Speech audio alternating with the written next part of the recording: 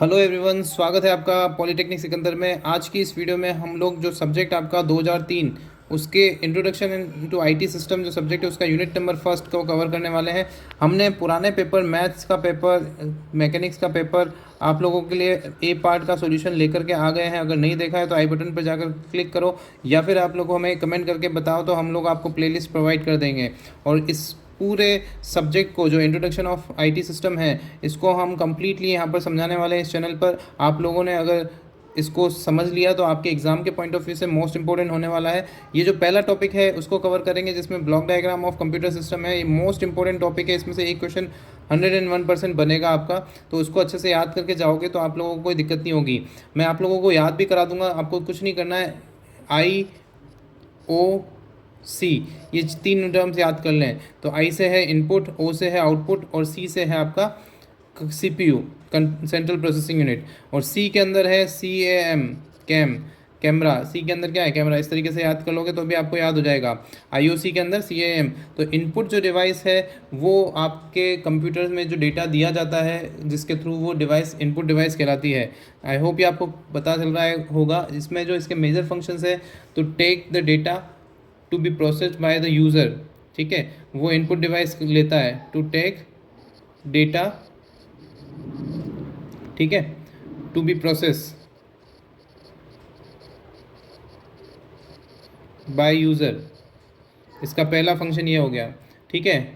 Convert the given data into machine readable form, इसको दूसरा इसका फंक्शन क्या होता है? कन्वर्ट करता है इसमें, किसमें? Convert the data into machine readable form. Machine readable form का मतलब है इस 01 में फॉर्म में कन्वर्ट करेगा, आपको मशीन लैंग्वेज में कन्वर्ट करेगा। जो आप इनपुट में दे रहे हैं, जो भी जैसे वर्ड लिख रहे हैं तो आस्की कोड में कन्वर्ट करता है, उसी तरीके से, है ना। और तीसरा जो इसका फंक्शन हो गया वो क्या हो गया? ट्रांसमिट। क्या करेगा? Transmit to into the main memory. किस में ट्रांसमिट करेगा? Main memory of computer. I hope ये आपको इसके तीनों फंक्शन समझ में आ गए होंगे। तो सॉल्व पर्पज इसका क्या हो गया? कनेक्ट करता है यूज़र एंड कंप्यूटर को। क्या करता है? ये कंप्यूटर हमारा जो है उसके साथ में किसको कनेक्ट करता है? यूज़र को कनेक्ट कर देता है। वो क्या, कौन सी डिवाइस होती है? Input device. जैसे फॉर एग्जांपल हम कीबोर्ड से टाइप करते हैं तो कंप्यूटर के अंदर जो भी टाइप होता है वो यूज़र इनपुट डिवाइस को ही देता है, और वो किसको दिया जाता है? इनपुट डिवाइस किसको देती है? कंप्यूटर को देती है। आई होप ये आपको क्लियर हो गया होगा। तो कनेक्शन, कम्युनिकेशन जो है वो between the user and computer, it is done by the input device. I hope it is clear. Now हम बात करेंगे सीपीयू की। सीपीयू की जो फुल फॉर्म है वो है सेंट्रल प्रोसेसिंग यूनिट। क्या है इसकी full form? Central processing unit. इसको हम ब्रेन भी बोलते हैं। क्या बोलते हैं? Brain of computer. Clear?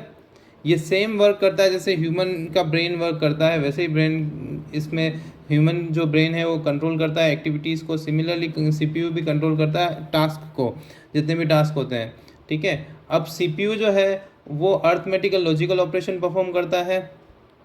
Clear?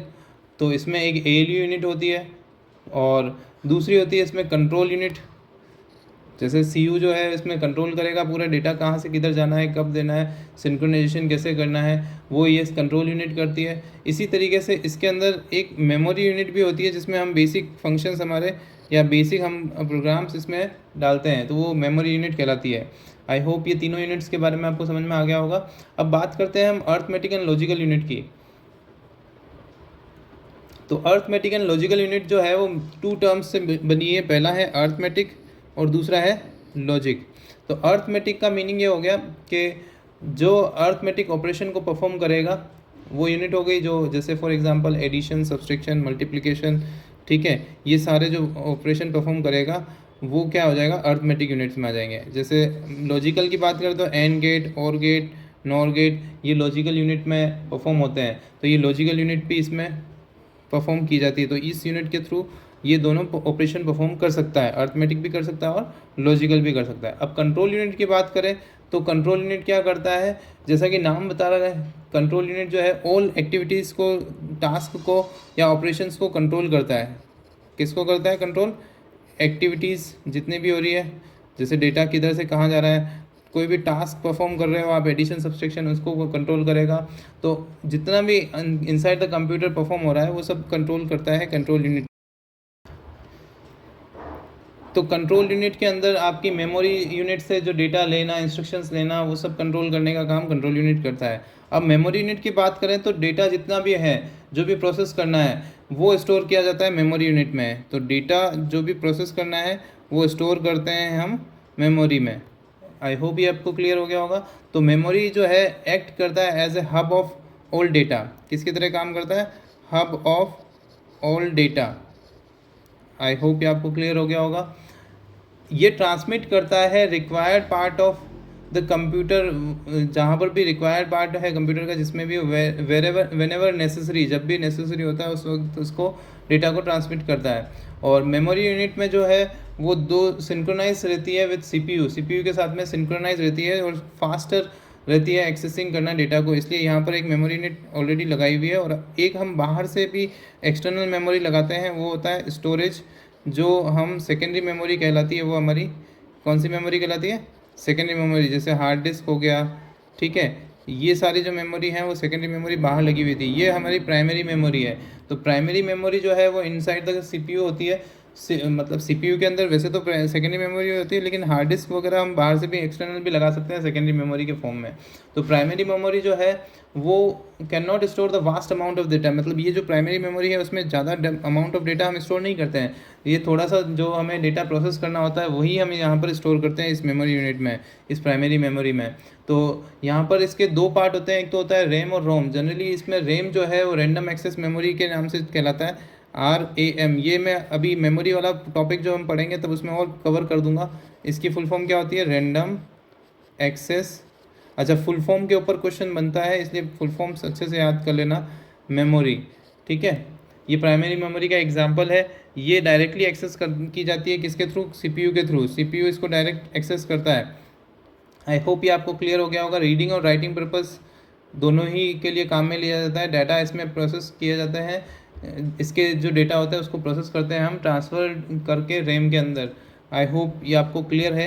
अब अगला बात करें सेकेंडरी मेमोरी के, तो सेकेंडरी मेमोरी में हमारे पास में जो वास्ट अमाउंट ऑफ डेटा है उसको स्टोर करने के लिए हम सेकेंडरी मेमोरी का इस्तेमाल करते हैं। तो ये हमें सेकेंडरी मेमोरी के बारे में आइडिया लग गया।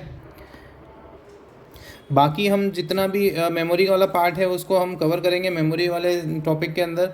अब आउटपुट डिवाइस की बात करें तो there are nothing but whatever the output will be displayed और whatever output will be want to be stored is known as with the help of output device like printer, monitor, projectors. These devices are used to display the output, or we can say that we can receive the output with the help of printer, or we can check the output with the help of monitor or projector.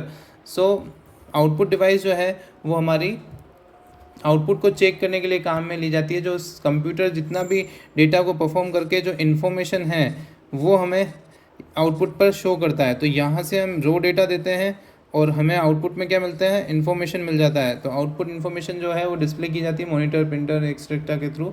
तो यहाँ तक का जो ये block diagram है वो आपको clear हो गया होगा।